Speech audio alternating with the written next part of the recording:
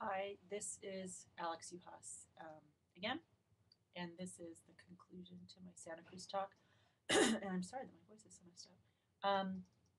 But what I'd like to do here is end with some observations about what my attempt to publish my digital teaching and scholarship online has made me think about the digital humanities as a new field.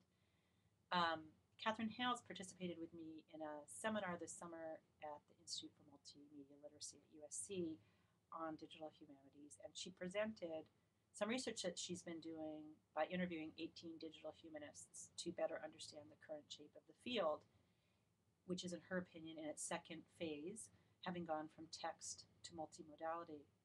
And she writes, quote, "Digital humanities move traditional humanities from text-based study to time-based art forms such as film, music, and animation, visual traditions such as graphics and design, spatial practices such as architecture and geography, and curatorial practices associated with museums, galleries, and the like." And I agree with her. But I'd like to end by saying this my way, which is to say that yes, traditional scholarship is being changed in really wonderful and remarkable ways because of the possibilities of digital humanities.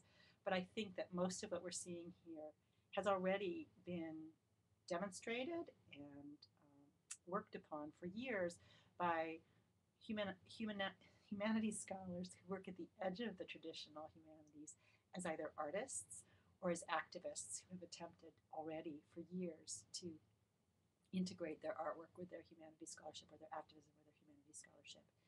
And I think of myself as one of those people. Newly come to digital humanities, but for 25 years, having pushed it, traditional scholarship, because of a stake in the beauty of things and hoping to change the world.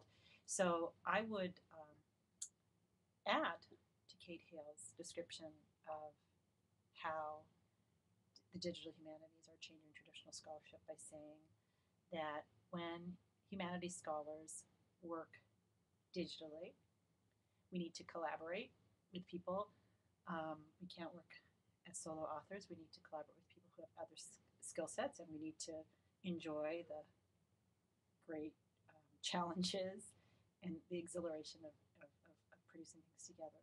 We need to engage affect and other registers which are related to aesthetics and design. Again, something that artists have always thought about, but traditionally humanities scholars have not.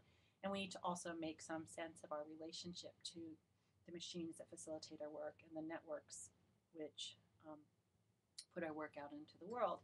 Now, of course, that was always true to some extent for humanities scholars who needed to account for the pen and the paper or the computer that they wrote on. But the digital humanities extends and complicates those relationships. Of course, we now need to take care of and take account of audiences. Traditionally, one would speak to one's students and to one's colleagues, but not think about all the other kinds of people that might be interested in hearing your ideas and might need to hear them in new forms or new vocabularies. We also need to think seriously about time and space, which activists and artists always have had to do in the sense that we think about where and how our work is consumed and where and how it will live in the world and where and how it will live in history.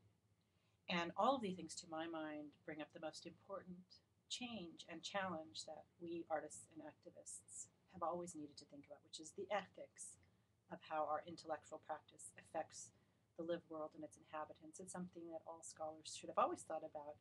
And now that we network our work out into the world, scholars, traditional scholars, are being asked to think about that. And so in conclusion, I'd like to think or to give two examples of work on women in prison, some work that I did a few years ago and work that your very own Sharon Daniels has done as well with support from Vectors, that I think embodies the attempt to think about how one engages the personal, the aesthetic, and the political in an ethical practice as a digital humanist.